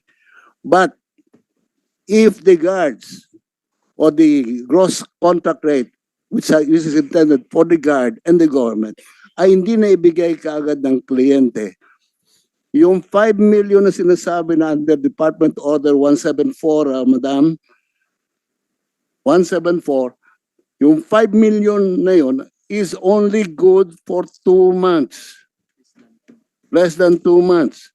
And some clients, I think we should look into this, some clients have the temerity to not to pay immediately kung minsan umabot pa ng 6 months. And there are some clients who will say na, o terminate na kita. Ayaw mong naniningil ka kagad. So meaning sir, wala tayong control dito because this is purely customer to client relationship.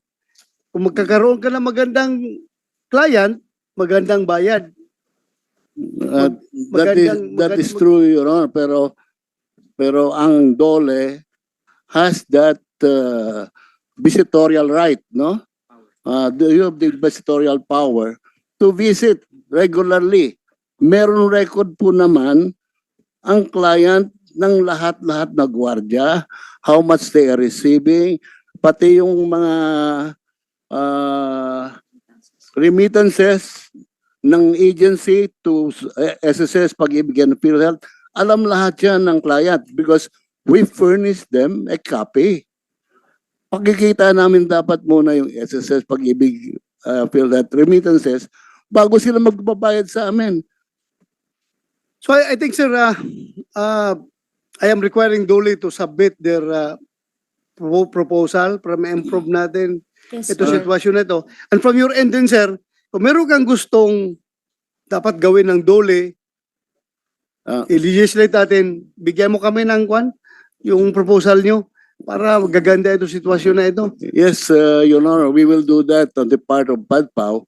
By the way, for your information, In 2015, we organized the Private Security Industry Tripartite Council, wherein the Dollar Secretary, Secretary Baldos, was realized that the industry is a very unique industry. That's true. I agree with you, sir. I agree with you. Oo, kailangan talaga ito pangalagaan natin ng husto dahil security ito eh. Then we are not secured with the presence of these people dahil yun pala gumano na yung utak dahil hindi na nakatanggap ng bayad. Kailangan talaga natin maayos ito. So siya, ang laki ng trabaho nyo.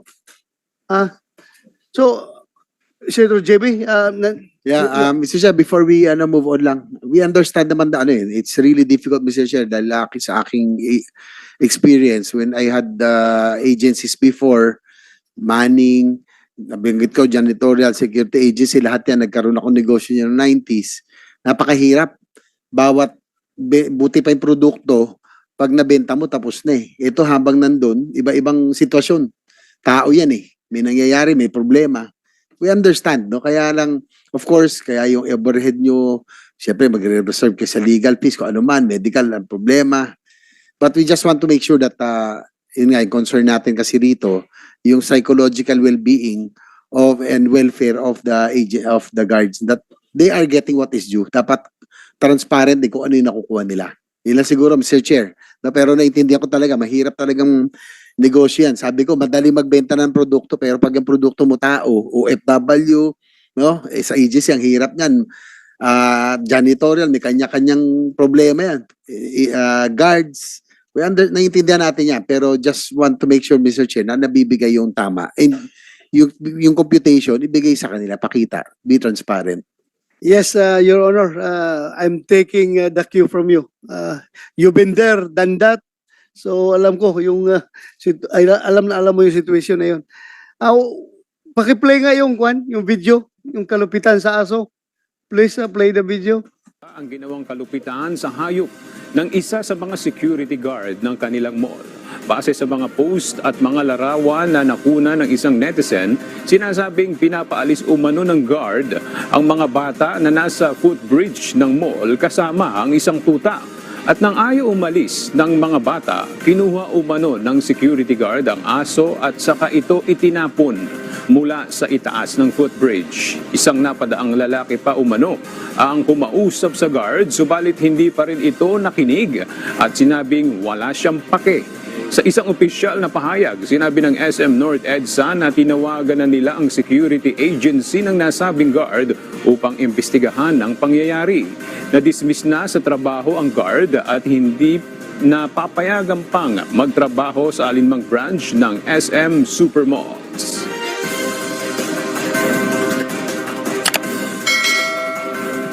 Thank you. Again, the same problem. It could be psychological. Baka aburido na yung ulo ng gwardiya natin.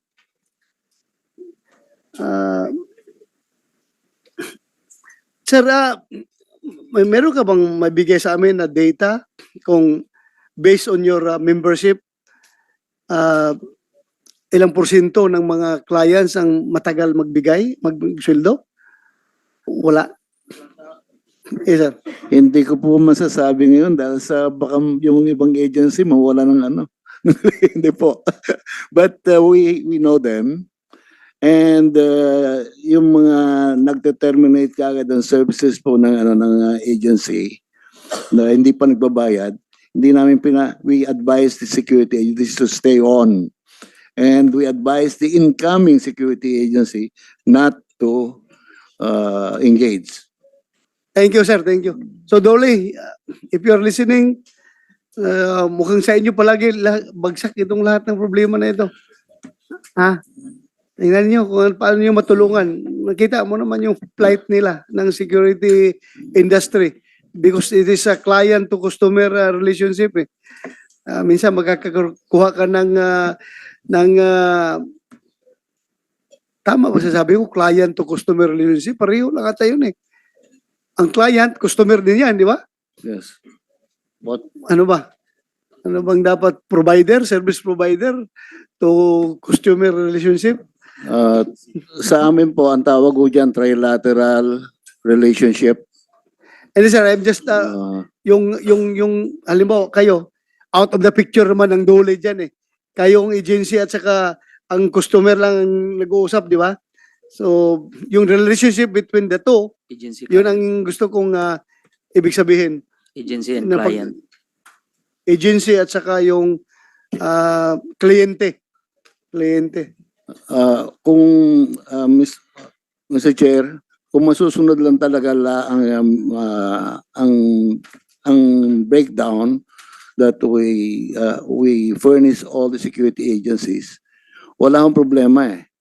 Wala akong problema. Pagka meron nagbabiolate doon, it's the job of DOLE to conduct the investigation. Kaya lang kinakailangan may report sila. Nire-report somebody, whether anonymous or in person talaga. Yes, sir. Thank you. Pati yung sa GPPB, nagkakaroon din kami ng problema sa government. Because GPPB, under Section 31 of the Republic Act 9184, very specific po na what is beneficial to the government. Ayun lang mo tatanggapin sa bid. But with the new law, a special law of 11917, na-override na yung provision na yun. But some agencies, government agencies, still do not believe that it was overridden. Kung pwede lang po na ma-disseminate. So, sino dapat mag-disseminate? Dole, Susya. DOLE doesn't have anything to do with the government eh. It's more of the budget and management.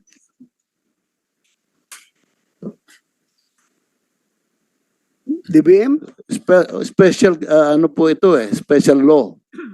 Itong 11917. DBM. Wala tayong DBM dito. Next hearing, Kumsek, invite natin yung DBM. Ha? Sige, thank you. Mr. Chair, Yes, nandito na rin na si General Silo, no, of SOSYA. Siguro tanungin ko na lang sila because of the incident. Siguro na-brief naman kayo yung sa nangyari doon sa Cebu, yung sa rider, tapos yung nagtapon ng tuta. Siguro sabi naman ni Mr. Chair, naniniwala din naman ako na yung mas maraming guards maayos, meron lang mga few bad eggs. But because of the problem, siguro yun nga yung mga salaries nila delayed o kaya underpaid. Meron ba tayong datos kung how widespread is the issue of misconduct among security guards? Meron ba datos ng SOSYA? Meron. Or even PADPAW siguro dahil kayong ano niyan, no? Both siguro can answer. Mamaya siguro we can ask SOSYA first kung meron kayong data. Kasi marami naman dyan maayos eh. Kaya lang talagang minsan may nakakalusot because of we're dealing with humans here. Talagang may pinagdadaan na minsan yung iba. working lang tayo, ha? Kung may pagkain na dyan sa harapan nyo, you can eat. Kain tayo kasi yung tanghali na.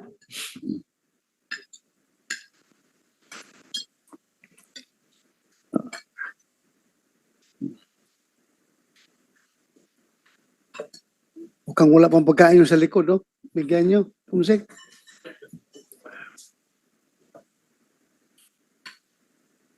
Siguro while waiting for SOSYA to answer yung data, we can ask PADPAW na lang. Meron po kaming watch list. Pero ito Mga ang ilang percent base- kaya? May 1%, 2% of the total guards ang may ano? Wala naman. Wala naman po. Wala naman po. Siguro Siguro 2%. yun lang. 2%. Ito yung mga reports lang ng mga agencies na talagang hindi na nila ma-absorb po yung misdemeanor ng gwardiya. So they So- report it to PADPAW. So what steps are being taken by the agencies, considering kayo po yung parang pinaka-umbrella, to ensure that professionalism, ethical conduct of the employees, like of course the guards, Ardan, ano pong ginagawa ng PADPAW sa Asosya? It's a continuous education, not only on the guard, for the guard, but this includes also the security providers, yung mga may-ari o yung mga operators. Before an agency can get their license to operate, they should have a seminar. And this is the security industry regulation seminar. Do we have, may mga refresher din ba yan para sa mga police, ganun? Yung mga guards o pagkatapos ng isang initial seminar, tapos na yon. Meron po, meron po. Are they required In every year? fact, the technical working group is coming up right now with a module intended for the refresher training, not only of the security managers, but also the security officers. Kailangan kasi ang nangyayari po dati, nag-undergo na ng training yung gwardiya. Sa refresher training, halos pare-pareho lang ang naituturo.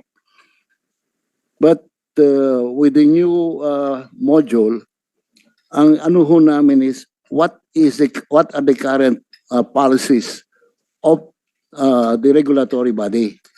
Ayun ho ang sinishare namin ngayon sa mga gwardiya. And so also with the security agency owners. Thank you, Colonel Espejo. Siguro, Sosya, and ano can answer also, doon po naman so yung training, minsan lang, ngayon yung haba refresher course, yung po sa psychiatric test naman, how often is that done?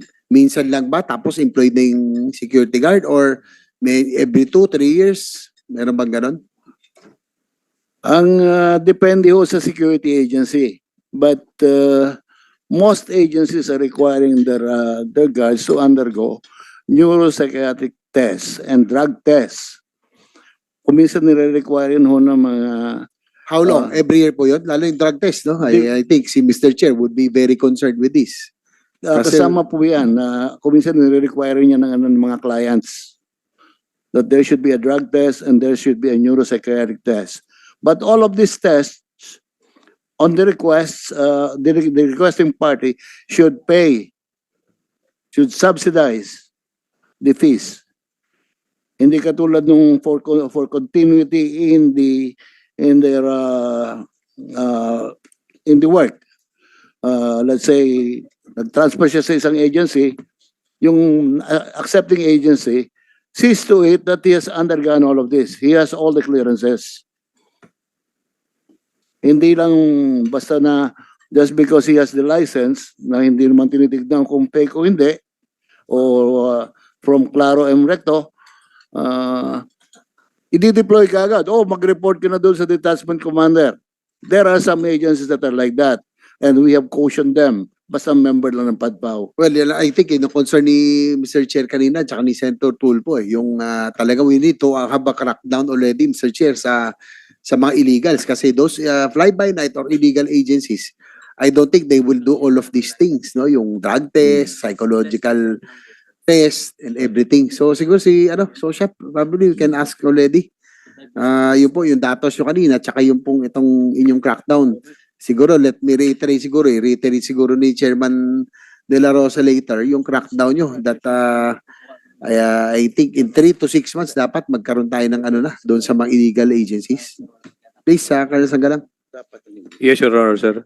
Again, sir, for the total number of cases from 2022 up to present being handled by the CIDS AMD SOSIA, we have 51 cases. And these are cases against the PSAs. Ito po sir mga kinomplaint ng mga security agencies.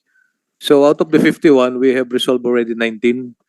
And we have under summary hearing proceedings of 13 and under preliminary evaluation 19, sir. Sir, in addition to your query as to the training, sir, as mentioned by Sir Manny Espejo, we have our new POI submitted, registered at the Office of the National Administrative Register of Honor last February 1, sir. We have 13 new POIs or modules submitted, sir. And the National Printing Officer last February 5, nasubmit na rin po ito, sir. Out of the 18 POIs, kasi po ang SOSYA rin po ang under the Social Security Training Board, together with our subject matter experts and stakeholders, we are convening this board and we are the ones who are revising all the modules, sir. For information, Your Honor, sir. Thank you very much, sir. So, with the permission of the chair also, siguro please update us na lang, paki-update na lang po yung committee doon sa nangyari sa, particularly ako sa guide sa nangyari sa Cebu, kasi hindi lang dapat administrative, Mr. Chair. There was an intent to hurt, or even sabi ko, medyo almost fatal na nga yung ginawa nun eh. No? Paki-update na lang ho kami as to the case of that particular incident in Cebu, si Security Guard Erwin Narciso. I think he should be charged. Hindi lang administrative, no? There was really an intent to harm, and hindi dapat yan, we cannot tolerate that for kahit sa sino mga security guards or agencies, dapat hindi mo tinotolerate yan. So, yan, Mr. Chair, thank you. You're raising your hand, Attorney Lavi? Yes, sir. Thank you. Thank you, Mr. Senator Chair. JB. Thank you, Your Honor. With regard to the question of Honorable JV, sir, yes, you are correct, sir. With regard to the neuropsychological evaluation test of the security guard, because, sir, the security guard, when he would avail for his LESP, sir, license to exercise security profession, that's the time that he is required to have the neuropsychological, sir. But with the advent of the 11917, sir, 5 years na po ngayon yung license, sir. Not if the client will not require the neuropsychological evaluation of the security guard, and the agency will not also require, because it's no longer mandatory every year, sir. So the guards will not be evaluated psychologically, sir. I think that would be one of the, I agree with the Honorable Senator JV, sir, the concern of the neuropsychological evaluation, Mr. Chair. Thank you, sir. So, you mean, i-amend na naman natin yung batas natin? Perhaps Yung the PNP 5 Socia, years? sir, if I may, sir, perhaps the PNP Socia could come up with a memorandum to that Memorandum. effect, sir. Okay. Good suggestion. Thank you, Kasi sir. nga, 5 years is too long, no? Yes, sir. Pwedeng within the span of 1 year or 6 months, pag gumamit ng droga yung security guard na yan, gumano na yung utak niyan. Exactly, sir. 5 years siyang gumagamit ng droga, siguradong sira na yung utak niyan. Kaya Yes, sir. kailangan talagang continuous yung, dapat, the list siguro, annually. Kung depende na sa sosya yan, meron naman kayong Regulatory regulatory functions. functions, powers ninyo. If you deem it necessary, then you can do it. So, andito na ngayon si General Silo. Thank you for coming in so short notice, ha? Oh, Mr. Presiding Chair, good morning po. good morning. It's unfortunate that I was not included in the list of that. Yun nga, kaya nga pinatawagan kita. Kung busy ka naman, wala tayong magawa. Pero mabuti, dumating ka kagad. That goes to show that talagang seryoso ka sa trabaho mo. Yes, sir. Mag-administer the oath mo na, Kumsik. Yes, sir. Thank you, sir. May we request General Silo to please stand up and raise his right hand? Do you swear to tell the truth, the whole truth, and nothing but the truth in this investigation, sir? Thank you, sir. Please take your seat. Napag-usapan namin kanina, concern ni Senator Tolpo, yung naglipana ng mga fly-by-night security operators, security agency. Mga security agencies. Tapos, kinonfirm ng susya na marami daw talagang naglipana pa rin. So, tinataningan namin yung susya mo. Sabi niya 6 months. Sabi ko, no, 3 months.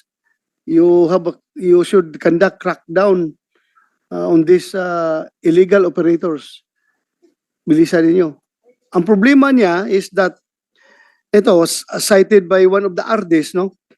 Ang problema dyan sa susya at EPO, wala silang tao sa region. Kung may program ang EPO at susya, kailangan idaan muna sa CSG.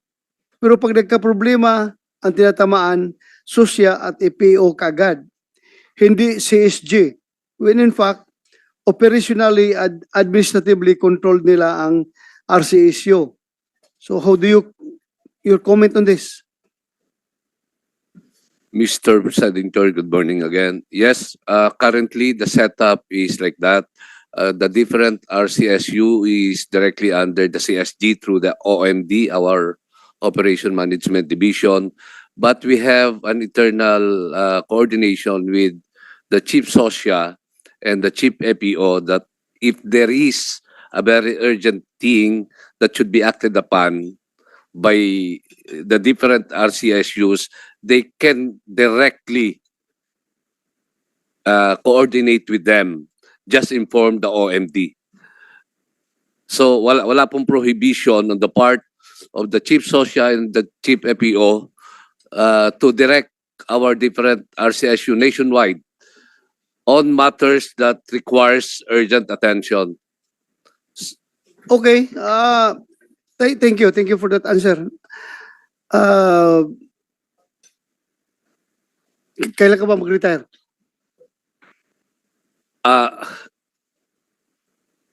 Granting mapas in tulo itong ginagawa natin na I will bagong still be batas. having 29 months, sir.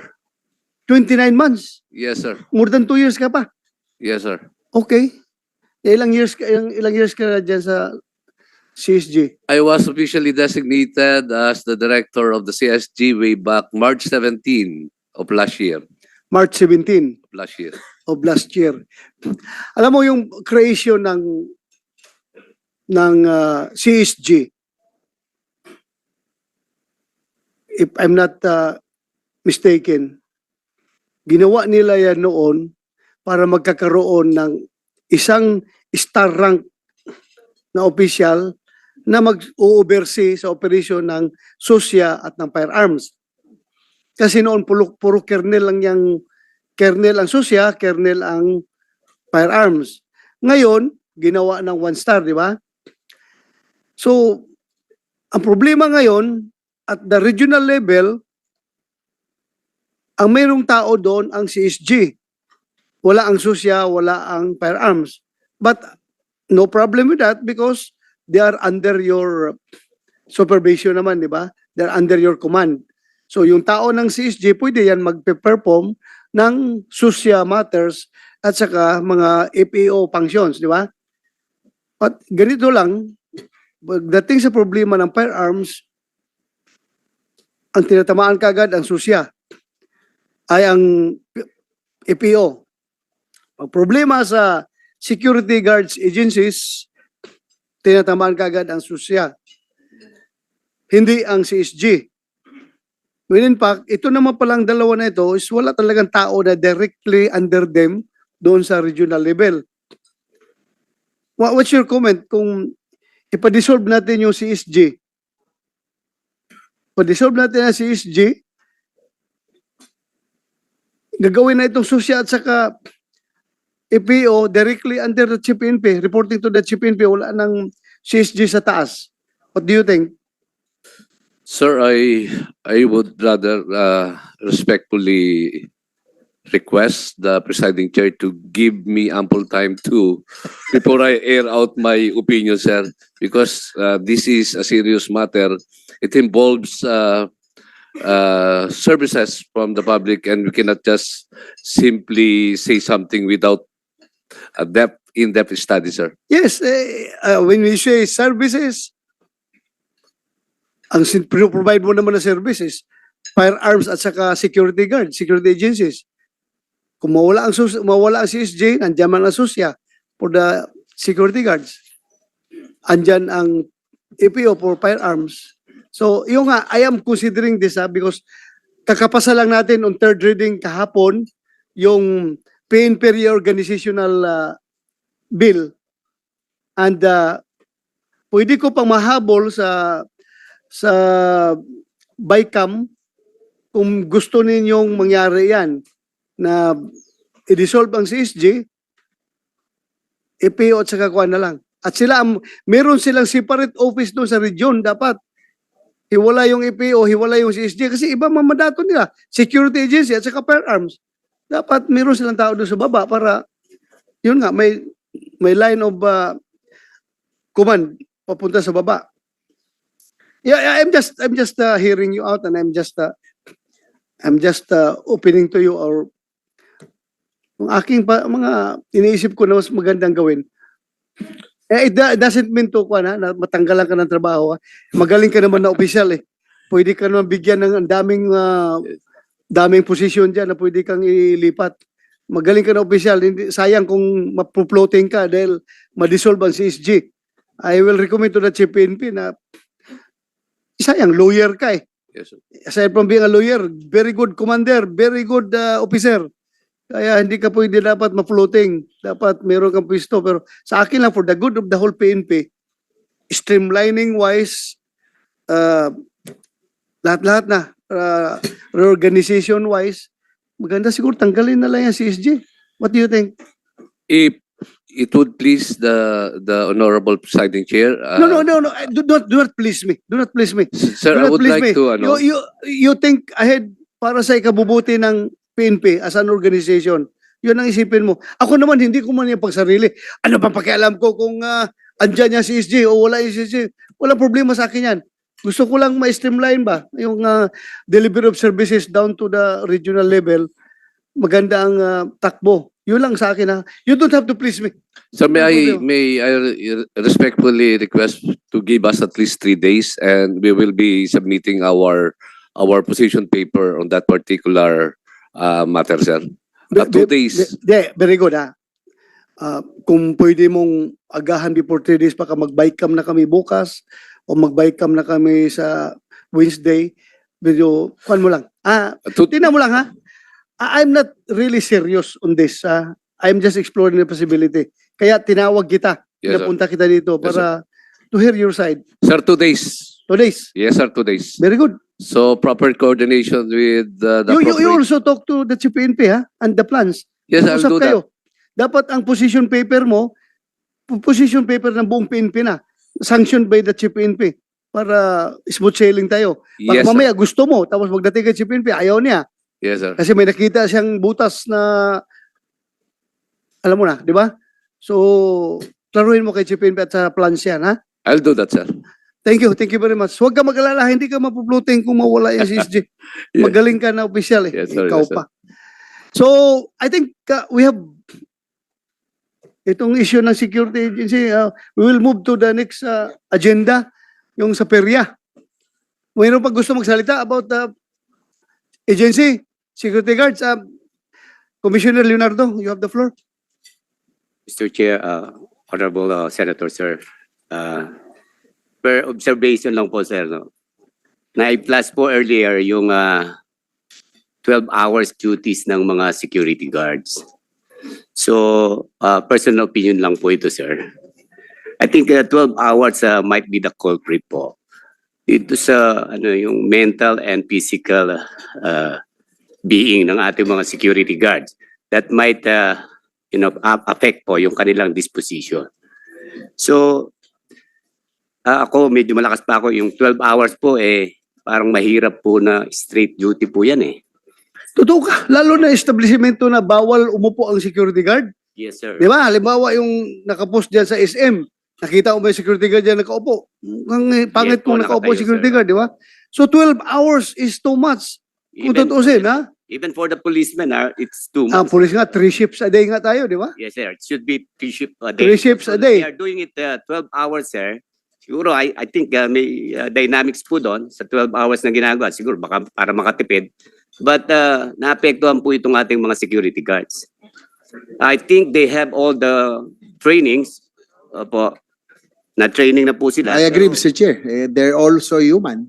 Siguro Yes. sa 8 hours okay, pero yung exceeding 8 hours going to 12 hours, syempre nabuburyong na rin yun eh. Just like anybody of us, di ba? Yes, Mr. Chair. Yes, sir. Ang point ko po, sir, 8 hours, they are just human being and they have to attend on their themselves, sir.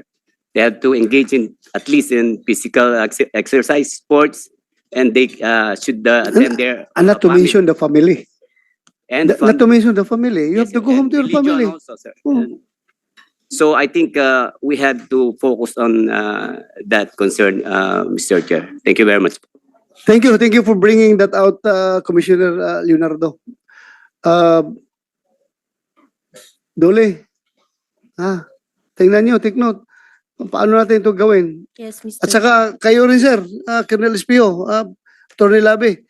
Yeah, you want to say something, sir? Yes, sir. While we recognize what had been mentioned by the Honorable, sir, on the part of the PSAs po, mga private security agencies, nahirapan po silang mag-hire ng security guards, sir, na hindi po 12 hours kasi security guards now are looking at deployment for 12 hours, sir. Kasi kung 8 hours lang po yun, sir, times 26, 15,000 lang po yung take home nun, sir.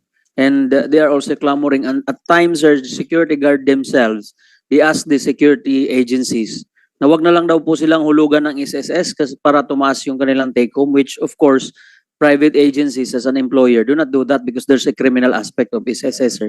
So yun po yung kailangang i-balance din po namin. Well, we agree to the 8 hours, sir, because of course, we are also human. We are limited with some other aspects in life, sir. But also the problem with the security guards, sir, ayaw din po nila ng 8 oras, sir.